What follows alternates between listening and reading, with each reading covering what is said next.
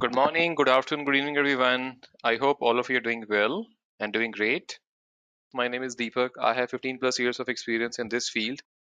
Let's move ahead towards our agenda. So we are going to talk about in today, like what's virtual machine, why we have virtual networks, what are virtual networks and the components and the hands-on.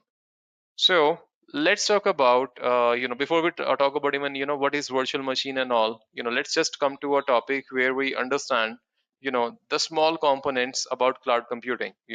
So this course is all about the Azure, right? So which is based on the cloud computing. So let's start from a very basic thing and get a understanding. What is Azure, what is cloud computing. So let's get started from there. So let's move on. So let's talk about what is the cloud computing. So as we know that nowadays everyone is saying that my data is on cloud, my company wants to go on a cloud. You must have heard that term cloud a lot, right? It's not that sky that we have on the cloud.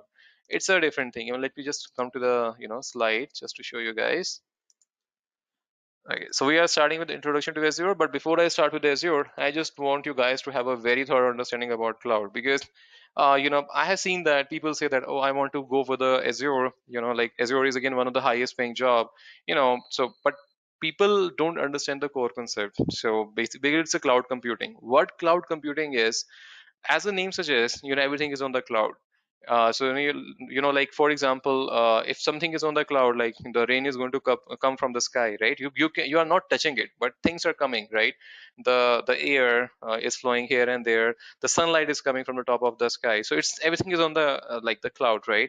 In IT terms, when we say cloud, cloud basically means that something which is basically which can be accessed remotely without any kind of resource constraints. So in other words, just to make it very simple, the cloud computing means to store your data, store your applications on remote servers, to process your data, process your applications from remote servers, and you can access these data, these applications via the internet. And let's take a look, in this diagram. This is a guy, for example, let's say he is located in Hong Kong. He has some very sensitive data, sensitive files and virtual machines, and he works as a sales consultant. And I would say, let's make it more specific in technical terms. This guy works as a pre-sales consultant, wherein he has to travel here and there to different countries, and he has to basically do the POCs, trying to understand the customer's use case, and he's going to build the environment. Then he's going to show them the theoretical and the practical demonstration of it. So again, as you know that the environment of the customer will vary. So maybe for one customer, he will require, let's say Ubuntu machine, Kali Linux machine, Microsoft Windows Server 2008, 2012, 2016. He need multiple servers. How he can access? He's going to require so many, virtual machines for that. Again, what is virtual machine? I'm going to come to that point. Either he can have a physical machine, so many computers, doesn't make any sense. How he's going to carry all these computers? Okay, then we can go with the virtual machine. What is that? We are going to go ahead with to that point in a moment later on. But going with any of these things can be very problematic. How he can carry so much data, the hardware, everything with him, if he's going to store each and everything on the cloud. Just to make it simple, like we use internet, we have a Gmail account, we have a Yahoo account, Outlook account. So if he is able to create the virtual machines on the cloud, he is able to build the applications on the cloud, he is able to access those data application on the cloud, it will be good, right? For example, he prepared the PPT. If he forgot the PPT and some of the technical documents on his hard drive, he lost the hard drive during the transit while he was on the way, and he reached the customer side from one country to another just to showcase the environment that he has built up, to show them the demo, and he lost that hard drive. He is doomed. The country is doomed. Or maybe he forgot his hard drive. Then what he's going to do during that time? It sounds very challenging, right? So cloud computing gives you an advantage over it.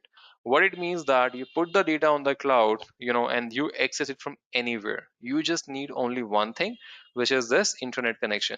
You can be anywhere. You can go anywhere. You can just go for like any location, any countries, anywhere you go, you have an active internet connection, you can just access your data from anywhere.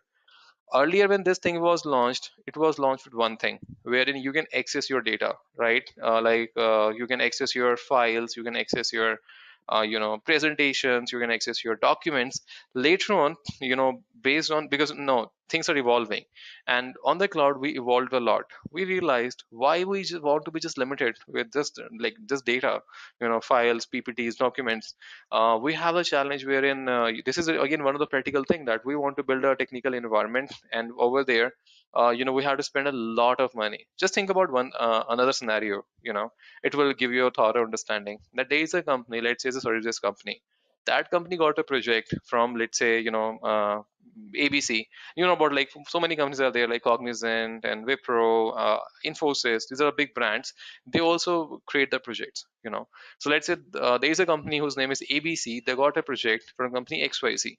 XYZ company wants ABC to create a project, a kind of a software through which they can encrypt the data, decrypt the data. They can perform a signing. They just want to have a fully fledged secure solution, because this company went on remote, so they want to have a full fledged secure solution that they can like implement in their organization, just to make everything secure. So this company has paid the money to ABC company to build the project, and ABC company realized that it's going to be a 6 months project, for which they need, let's say, 40 computers, 40 people. And these all these computers should have Windows Server 2016 installed, Windows Server 2019 installed, and they need a huge hardware, like, let's say, 8 GB of RAM, 1 TB of hard drive, because we have to do cybersecurity thing, encryption, decryption, all those kind of stuff. So if they have to do this, they have to spend a lot, right? They have to get the new computers, they have to get the Windows servers, they have to purchase a license key. Like your Windows have a client system like Windows 7, Windows 10, Windows 8, now 11 we are going to have. You have a license key. Likewise for servers, you need a license key.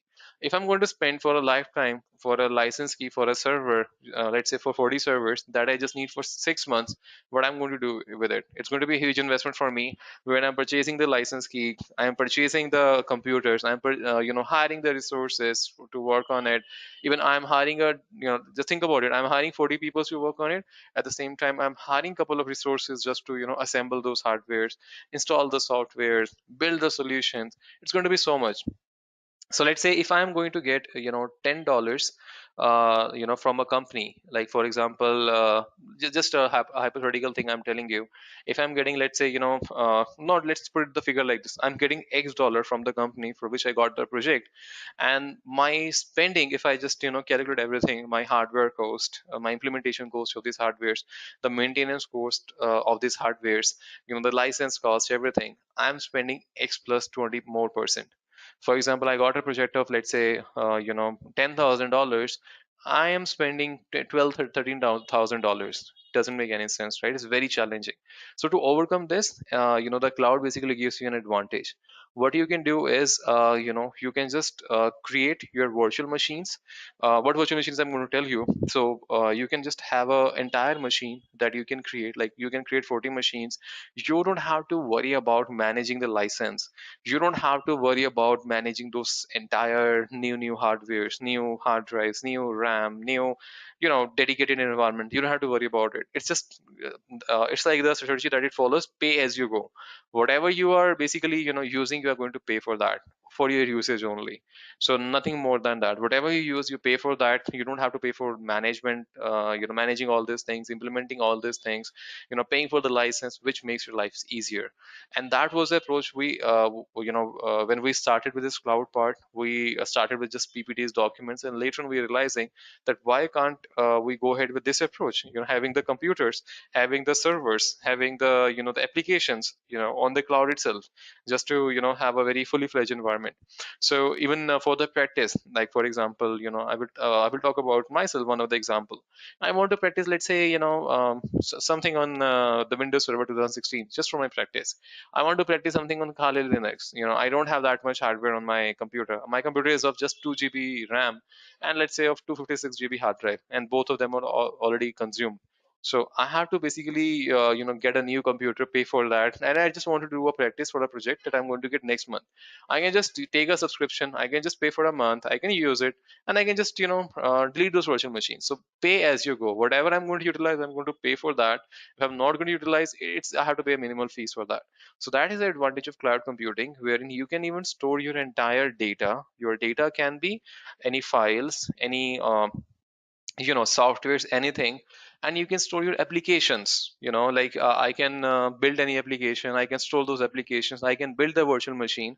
So I can store, process, access my entire data, applications, from remote servers via the internet. That's the core about cloud computing, wherein in this case, as you can see, this person, he is accessing, let's say, this is some data, this is like maybe Excel sheet, PowerPoint or something. This is the, let's say, Android emulator that he which is installed. A dedicated virtual machine, it's installed. He is accessing those things via the browser. I mean, you can have some software, some of the vendors provide you softwares as well. You just install their softwares. Those softwares are going to have an interface, and in that interface you will be able to see your all files, each and everything. Or you can just directly from the browser, like here we're talking about Azure. If you want to go to the browser, go to portal.azure.com, enter your username and password, and you're just good to go. Go over there, create the virtual machines, play around with that, and do everything that you want to do. And this is the cloud, as you can see here. There is no physical wiring, there is nothing, and you can just go anywhere, from here. And it's not like that I have a location constraint that I have to, uh, get like big hardware. If I'm traveling, you don't have to even carry anything. It's going to give you a seamless experience. That's all about cloud computing. Now I think I thought, guys, you got a very thorough understanding, because that's the core thing you have to understand. And I have seen people most of the time often get confused, what cloud computing is. And now if we go a little bit, in more detail about cloud computing, this diagram will give you a more understanding. So here you see, right now, the same thing that I have explained to you. It's shown in this diagram. So this wheel is a kind of a wheel which is used on the cloud to process the data. So here you have your computers, multiple computers. Even your, you can have an Android emulator. I want to do some testing on Android phone. I don't have that money to purchase a new extra phone. I can just have an Android emulator. It's going to have all the same interface that we have on Android phone, and I can perform a testing. I can have multiple servers, like Windows Server, like you said, 2008, which is end of life now, 2012, 2016, 2019. I can have Linux, I can have like Ubuntu, I can have Kali Linux, I can have CentOS, a lot of operating system that I can build and deploy. And I can have my email service, my images, my all the data that I can, get access on the internet. So these are the features basically on the cloud computing that we have. It's measured service. Whatever you do, whatever you work, basically it's going to be measured. For example, I am performing I'm basically creating a virtual machine for a month. So it's going to be measured, and I'm going to be billed according to that. And you can see your entire usage in the real time. It's like a on demand self service, which means that whenever you have a requirement to make the changes in the environment. I want to create a new machine, or I want to add resources to my existing machine. I build a virtual machine, I build a computer on which I realize that for to install a heavy software, I need more RAM, I need more hard drive. It's not like that I have to let's say shut down my entire virtual machine, or I have to create a new environment for that. I can just increase the space over there. So it's an on-demand self-service. You don't have to contact anyone. You don't have to rely on anyone, any additional resources. You can just manage it on your own. So whenever you have a demand, you can have a self-service, which means that you can just increase the content. You can just basically increase the data on the machines.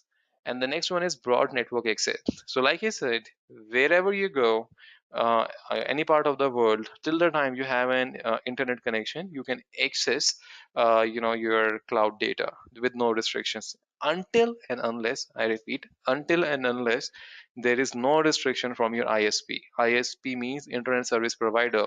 Like I'm going to a country wherein I cannot access certain data from a specific site or specific locations. Like if you go to Saudi, you are not allowed to use the WhatsApp, the Skype. No, that's a country's restriction. So till the time there is no restriction, you are on the internet, you can just access your data from anywhere. The another is resource pooling. So you can basically pool up your resources. For example, even if I want to build any kind of application which is going to be hosted on the cloud, which is going to be accessible by so many people, so I can basically create the clusters like we do in the production environment. I mean, for example, you go to gmail.com, how it works. There is going to be a server, a web server on the other end, which is going to get your request. Let's say I'm going to say that I have an account with the name abc at gmail.com. My password is abc dollar dollar dollar 123. So once I'm going to put my username and password, that entire data is going to flow over the internet and it's going to reach out to the web server. So web server basically is your the server where the Gmail application is being hosted. So it's going to validate your credentials. How the validation is going to be done, it basically depends from company to company. The implementation that they have done, they have basically any kind of logic that they are following, like they are converting your passwords to hashes, they are calculating the hashes are stored in a different server. It depends, again, it's a very vast topic, that how they're performing the validation of the credentials. But in a nutshell, you will need a database server, right? So for database server, as a good recommendation, it's going to be on a different server, because if I'm going to put everything on a single server, if my server got compromised, everything got compromised. And if it is not compromised, let's say server got crashed, it can be a problem, right? So we basically have a cluster of servers. So what I can do is, let's say I have created a machine on the cloud, with the application, with certain resources, everything, and I want to create a cluster. So I want, let's say, 8 clusters. So I even have that flexibility with certain cloud vendors, that I can clone my VM 7 8 times. The same instance is going to have a different IP, and I can put those entire things in a cluster. The other thing is rapid elasticity, which basically means that you can easily scalable your environment. And the last one is, like I said, and the same thing that we started, the measured service. Whatever you pay for the resources, I mean, you are only going to pay for those resources that you are utilizing, basically. So if I had to summarize cloud computing, in a nutshell, we can say that it is just the use of remote servers on the internet, which are going to store, manage, process your data, rather than a local server or a personal computer, which is going to store, manage, or process your data. That is known as a cloud computing. I hope you guys have very thorough understanding about it. Now let's come, what is Azure, which is the entire, uh, the training is all about it you're going to enroll. So now you got a very thorough understanding about your entire cloud platform. What is cloud computing? You got a very thorough understanding. So there are various vendors in the market which basically provides you this feature wherein you can have the cloud services where your data is hosted on the cloud, like Amazon is also providing, which is known as AWS, Amazon Web Services. Google have their own cloud. Microsoft have their own cloud, which is known as Microsoft Azure. So Microsoft Azure basically is just a like a set of cloud services which help your organization to meet the business challenges that we already had a word. What kind of business challenges you had? A moment ago, like I said, you got a project, and in the project you have to build the entire let's say a new platform, wherein in that you have to build something which require a lot of hardware resources, a lot of softwares, a lot of subscription, a lot of license, and you don't have basically, let's say, the budget for that. So you can just use cloud for that. And if you're traveling anywhere, going anywhere, you don't have to basically rely on your hardwares. Everything is going to be taken care by your cloud solutions. So like you're using Microsoft Azure, you're using any of the cloud solution, it can be taken care by them. And next one, we learned a moment ago, again, the same thing, that it's a freedom to build, manage, and deploy application on a massive global network, which means that you are not being restricted, that you have to wait. Let's say you ran out of a space, you don't have enough resources, so you have to wait for a new hardware you have to purchase. So you are free basically to go ahead with any of your data or service that you want to use. And the last one is using your favorite tools and framework. The same thing, that you can have all the tools, all the framework basically deployed, and you can basically use as the way you want to be. That's a Microsoft Azure. So now must you you must have heard that okay, Microsoft Azure is used a lot. Again, other cloud vendors are used a lot, but Azure is used more. The reason being is it has like again, all the different cloud providers are also in the market, but they are also have their weightage, the precedence. But Azure, people sometimes recommend Azure more. The reason being is it's about the management and the cost. So any of the organization, like I've talked about any of the big organization, they will have so many Windows computer in their organization. They have to get the license. So they are going to, do a sign an agreement with the Microsoft, and Microsoft is going to, provide them the license. Sometimes it's on a yearly basis, a couple of years, depending on the kind of license or the subscription that they have taken up. So now they want to, spin up a new service, basically a cloud platform. So for that, for that cloud platform service, they have to again go through entire formalities and understand the billing structure, everything. So if they go with any other component like Google or Amazon, sorry, yeah, Amazon, so they have to basically, like sometimes run through all the loops here just to understand how it works, the structure, the working, everything. But if already they have the entire Microsoft solutions adopted in their environment, they are using the different services of Microsoft, it's just easy for them to go ahead with Azure part, because Azure is going to give them a fully fledged flexibility with the existing subscription that they have. They can just have one of this feature enabled, and wherein whatever they are using, they are going to pay for that. So it's going to be easy for them from cost perspective, from management perspective, from decision making perspective. So that's why sometimes company try to prefer Azure as a cloud platform rather than other cloud platforms. Now talking about the features of Azure, basically, we basically have so many features on Azure. This is again the most common feature. One is demand provision. So it basically means that it's going to basically ask that what is your need, and when you need, when you stop. Like I need a virtual machine, let's say for 15 days. It's going to create the machine, and it will ask what all resources I need. This much GB of RAM, hard drive, everything, and when I'm going to stop those services. Like after 15 days, my project is over, my task is over, and I don't want to use it, so it's going to stop it. We can delete it, and I'm not going to be charged for that virtual machine. The second is scalability in minutes, so which basically means that I can scale out or scale in. I can have my entire resources in just minutes only. Like I can increase the hard drive, increase the space. I can just change the entire infra in just couple of minutes. The third is pay as you consume. Like I explained a moment ago, it's just the payment for what you're using, the pay as you go. Whatever you're using, you're best paying for that. The other is basically abstract resources. So basically, it's just focused only on your needs, not your hardware specification. You don't have to worry about, oh, I need a 12 GB of RAM, 2 TB of hard drive. You don't have to worry about it. You have any kind of requirement, you can just create your entire resource with that specific hardware configuration, and Azure is going to take care of it. The next is efficiency of experts. So you don't need a lot of resources. I would say highly skilled resources just to build the entire infra. The Azure is going to take care of. It's very simple graphical user interface. You can just go over there, and if you get an opportunity right now, in this 1 hour, I'm going to show you practical as well, wherein you go to the site, and you just create any kind of virtual machine or the resources you want to create. And the last one is measurable. So it's not like that Azure is going to charge you on the something on the sky. Any cloud platform is going to charge you on the sky.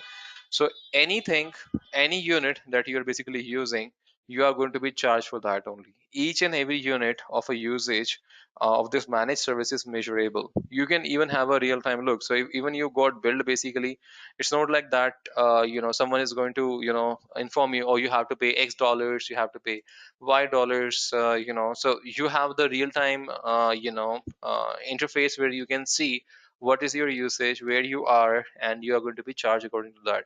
So everything is very transparent. Everything is very like I said, it's transparent, so you can be aware you are being charged for only for those services that you are using. It's not like that you are basically charged for the services that you are not using. Okay. Now Coming to, so I hope that the first part is clear to everyone, that what is cloud computing, what is Azure, what are the different features of Azure. Now coming to the second part, which is your virtual machine. So virtual machine, if I have to just generalize, so this is just an emulation of your computer system. Your virtual machines are based on your computer architecture, and they basically provide you the functionality of a physical computer. Like, I can have a physical computer with 4 GB of RAM and 1 TB of hard drive. Same features I can have with the virtual machine. So in this case, I can save my money. I can save my resources with virtual machine. Wherein, let's say I have a requirement to build two computers, one with Windows Server 2012 and second is Kali Linux VM. So I can have a virtual machine on my local computer, wherein I can have a certain softwares which I can install, like VirtualBox. There are various softwares actually that you can use, VMware and all. So you can create a virtual machine if your laptop have that much configuration, so that it can handle two virtual machines depending on the configuration you have. Or you can create a virtual machine on the cloud, wherein you can just access your virtual machine from anywhere. So that's basically the advantage of virtual machine, which is just give you all the features that you can have with your physical machine. Same thing is basically available with your cloud part. So basically you can create the virtual machines on the cloud, so you don't have to basically worry about the different components, different things, like how you're going to have a dedicated hardware and all those kind of things. These things can be easily managed by your the cloud provider. Clear? Now coming to the next part. Now you got the virtual machines, right? So now let's talk about your virtual networks. So you have a third understanding about, okay, what Azure is, the Azure features, what is cloud computing, what is virtual machine. So let's understand why we have virtual networks and why we need it. Like I mean, can we do the work without the virtual network? Is it really required? So this is something that you have in your Azure.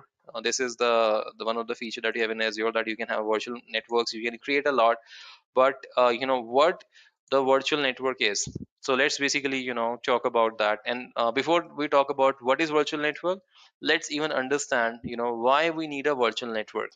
The symbol of virtual network, basically this is basically the symbol of your virtual network, where you have this blue rays, and I'm going to show you practically if we come to that point. So virtual networks basically act as a communication channel between the resources which are lodged in the cloud.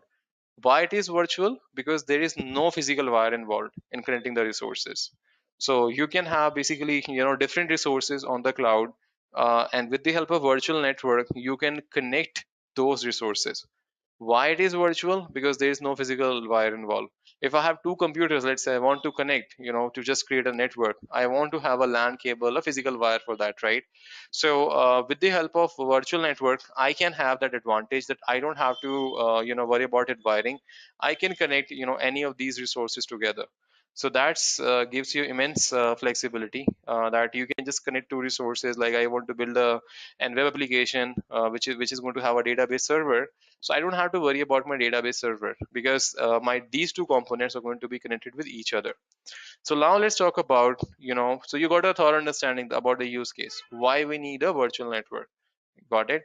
Now let's understand, what is a virtual network. So you got the use case that we require the virtual network, and this is the use case, the reason behind using the virtual network. But why we need it? Let's talk about that.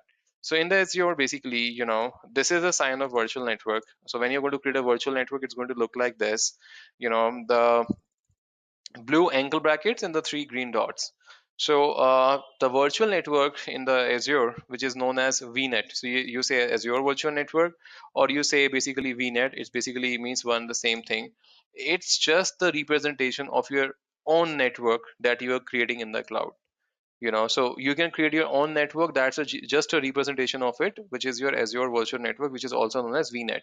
So it's like I said, there is no any wire involved. So it's just a logical isolation of the Azure cloud, which is dedicated to your subscription. You can have different subscriptions in Azure.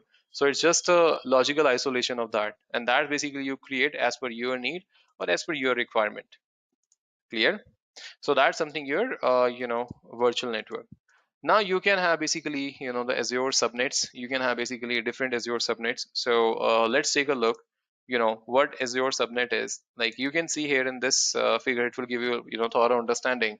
So if I have to define, Azure subnets, each and every virtual network that you have, seen in the last slide can be divided into smaller subparts.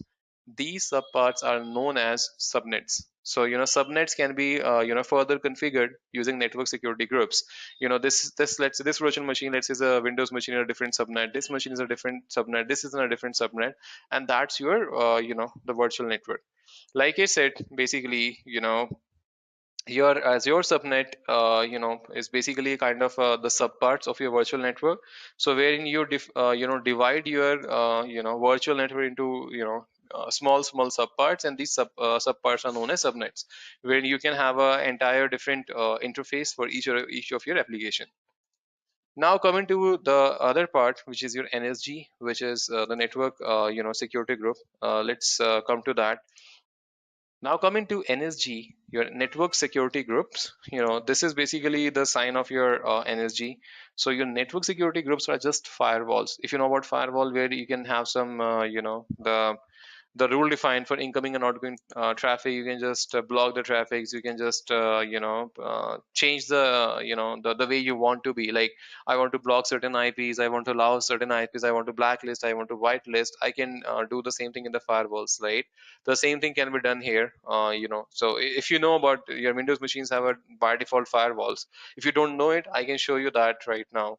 So that's the basic advantage of your network security group, which are just like the firewalls, which is going to filter the traffic which is coming and going out of your virtual machine. So these settings can easily be done by the Azure. So Azure gives you the same flexibility that you can have, and your environment, in a physical environment. Same flexibility you can have with your Azure. Now let's summarize each and everything. So each and everything that you have learned right now, what is the virtual network, subnets, network security group. Let's summarize each and everything, how it makes a, basically difference. So let's talk about that. It will, give you a thorough understanding about it. So here, this is the architecture where I have combined all the components, and this is the symbols of it. So this is a virtual network. Like I said, I have a virtual network. In my virtual network, I want to have different resources, so I have created a different subnet. This is a different subnet, this is a different subnet. I can just have a tagging on it, and I can have a different network security group, the different firewalls, and for each of the different subnet. So this is the the pictorial representation of it, the diagram. Basically, how it's going to look like, the image, I would say. If you're going to go on Azure, you're going to get a same symbol. So this symbol is basically for virtual network on the Azure. The another symbol is basically for your subnet on the Azure. The last symbol is basically for your NSG on the Azure. So which basically gives you an a big advantage, wherein you can just define your own thing. Like, your Windows have its own firewall, wherein you can configure the rules. You can also configure the rules via the network security group. Clear? So that's the entire architecture of your virtual network, subnet, and the network security group. Now, if you have got a basically a thorough understanding about it, so one of the thing that I wanted to share with you, that's one of the the new feature which was launched. It's been a while actually now, which was launched, which is the key vault, which is Azure Key Vault. So when you have your any sensitive data, any sensitive components that you want to put it on the Azure, so I want to store some secrets, I want to store some encryption values, again, each and everything we go in the detail in the course as well. So we have this is a very limited time webinar, so we have don't like that much time here. That's why we are basically trying to cover as much as we can. So we have basically the feature of key vault. With the help of a key vault, you can basically create your own keys. You can just manage your own keys. Why we need the keys is, like, this is as you can see in the this image, basically in the screenshot. You have basically your web applications, you have the virtual machine, you have your service, fabric apps, cloud services, containers. You have basically these different components. When they want to communicate with each other, this web app want to communicate with this cloud service, this one wants to communicate with this one want with this. It can have so much challenges, because during this transmit, basically, if it's using any service keys, any APIs, any secrets, any eavesdropper can eavesdrop within the communication, they can copy your data, and they can just use it for some hacking. Wherein if you're using the basically Azure key vault, this is one of the feature in Azure, which is basically uses FIPS, FIPS, Federal Information of Processing Standards, FIPS 142 level 2, wherein you can have your entire thing basically in encrypted format, which is going to be stored by a master key, which is going to be stored by the Azure. So if I want to show you a little bit demonstration of it, it will give you a fair idea. In the Azure you can have a subscription. In the subscription you can have various resource groups. What resource group is that you have so many let's say resources that you want to combine: the virtual machine, the database server, like the own configuration that you have created, your own your entire own the the interface you have created. Like when it's the interface, I mean, you have created your own virtual network, subnet, nsg. You can just make it a part of resource group, and you can align your different virtual machines to that resource group, to that network, and all the different machines are going to use that thing only. So here you can see your virtual machines, everything. Now you can have another component in the source code, which is a key vault, where you can create a secret and the key. So here you can basically even encrypt the entire VM. That's one of the feature with Azure, that you can have a disk level encryption, wherein your entire virtual machine can be encrypted with a key, and that key is going to be stored here. So that's basically gives you an advantage, that you don't have to wait a lot. You don't have to basically worry a lot about so many components. It gives you an advantage wherein your the components, like the core components which are going to be required to perform an encryption, are going to be a key. Your key can be of two types: your public key, which public or private key, which is known as asymmetric key, or your second key type is a symmetric key. So your asymmetric key means you are going to have two keys, public and a private. With the help of public you are going to do encryption, with the help of private you're going to do decryption. So let's say these two parties, this is a sender and receiver, they want to communicate with each other. So this sender is going to encrypt the data with the receiver's public key, and data is going to be decrypted by the this receiver's private key. So once that data is going to be received, it's going to be decrypted by that only. Now in this case, the one of the challenging thing is that you are going to have a lot of users, you are going to have a lot of keys, which is going to basically create a problem, right? So what you do basically in that case is that you use another type of key, which is a symmetric key. So in the case of symmetric key, what you do is you have basically your a single key, with the help of which encryption and decryption is going to be performed. The same key, with the same key that you're going to perform encryption, with the same key you're going to perform decryption. That's the advantage of your symmetric key. So you can create the keys here in the key vault, and those keys can it's going to be encrypted with a master key, which is going to be stored on Azure side in their vault. So which gives basically your very good security. Now if I have to encrypt my entire virtual machine, the virtual machine encryption, this is again one of the new feature which came with Azure only. You can build up your own active directory, wherein your entire virtual machine can be encrypted with a specific key, and that key is going to reside here as well. So it's going to be in the encrypted format. Once you have stored the key here in the key vault, you cannot take out the key in a raw format. It's going to be in an encrypted format. You can migrate the keys from one to another within the same subscription, but you cannot use it in a raw format. So this is again one of the new feature of the Azure that you have. So I hope now you guys have a very thorough understanding about what is a cloud computing, all the different components. So I hope you guys enjoyed the session. You have learned a lot. Thank you everyone for taking out the time from your busy schedule. Thank you everyone. Bye bye.